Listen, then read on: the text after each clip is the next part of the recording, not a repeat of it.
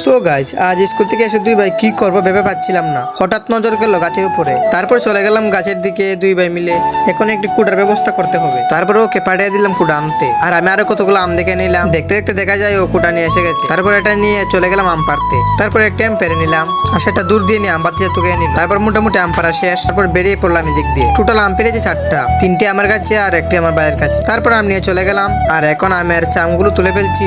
Support করো না বলে আমি নিজেকে সুইসাইড করতে যাচ্ছি। তারপরে মনে হলো আমি যদি সুইসাইড করি তাহলে আম খাবে কে। তারপর এগুলো বাদ দিয়ে আবার আম চুলানো শুরু করে দিলাম। এখন এদেরকে দেখো, এদেরকে কি চিনো তোমরা? এখন বলবো অবশ্যই না। হ্যাঁ, এরা তারা যারা বিনা নিমন্ত্রণে খাবার খেতে আসে। তারপর কি হয়েছে, আমার বাতি দিকে দুর্মাইরা লবণ নিয়ে এসে গেল। আর দেখতে পাচ্ছ কেন হলদি মরিচ দিয়া লবণ মন দিয়া লাগামো একটা লাড়া। তারপর আমার মনে হয় আসতেই গিলে খেয়ে নি। কি আর করার আছে, ওদেরকে না দিয়ে তো খেতে পারবো না। তাই কিনা বাতি একটা বিনোদন দিল আমাদেরকে, দেখো।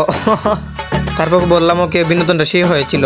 এবার ওকে দেখো, এই ছেলেটাকে তোমরা কি চিনতে পারছো? ও হচ্ছে একজন নিষ্পাপ ছেলে। নিষ্পাপকে দুইটা চট দিয়ে দিতে দিল কেন্দ্রে। তারপর আর কি আমার বোন ওকে হাত করে নিল। এবার না শুনতে পেরে একটা ছোট একটা আম আমি একা খেয়ে নিলাম। সবাই বলতেছিল আমাকে এটা ঠিক না। তারপর আমি বললাম ঠিক আর বেটাকে আমি এটা বুঝি না। তারপর আর কি খেতে খেতে পথে আমার একটু মায়া দয়া লাগে। এরপর এগুলো আম কেটে ওদেরকে দিয়ে দিলাম। তারপরে ওরাও খাচ্ছে, আমিও দিচ্ছি। এখন বলতে পারো তুমি খাবা না? আসলে দুইটা আমি আগে খেয়ে নিচ্ছি, যার জন্য দাঁত আমার চুকা হয়ে গেছে। তারপর সবাই মিলে আম খেতে লাগলো। তারপর সবাই দেখে আমিও একটু সবাই মিলে খেয়ে নিলাম একসাথে। আর আমরা আম খেতে তোমরা লাইক সাবস্ক্রাইব শেয়ার করে ফেলো।